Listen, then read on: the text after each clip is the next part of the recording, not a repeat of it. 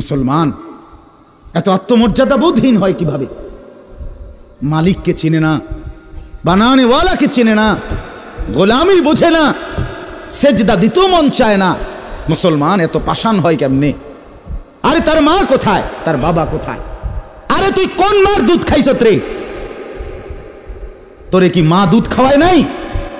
তুই কি বাবার হাতে বড় হও নাই? তুই কি মুসলমানের ঘরে জন্ম নেও নাই?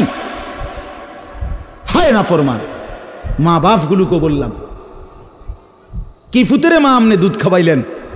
এই অপদার্থ তো সেজদাও দেয় না। হ্যাঁ, এই বাপ, কার লাগে বা বিল্ডিং বানাইলেন? এই হাইওয়ান তো সেজদাও দেয় না। কার লাগে সোফা বানান, মাতবুরি দেখান, চা দোয়ানে বইয়া গপ মারেন, জিভুত লইয়া বালা আসি, কিতা বালা?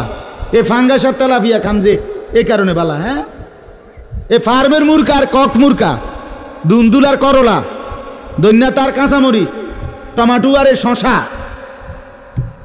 এই তো খানা। আর কিতা কথা বলে? নারকি ঘুরে গেলে তো ফাঙ্গাস তেলাপিয়ে।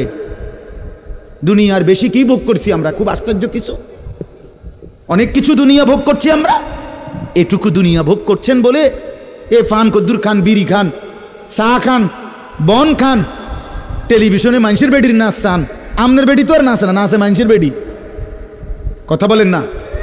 এতটুকু দেখেই দুনিয়া ভোগ করছেন বলে খুশি হয়ে গেলেন, তৃপ্ত হয়ে গেলেন, মজা পেয়ে গেলেন। আহা, আফসুসের ব্যাপার।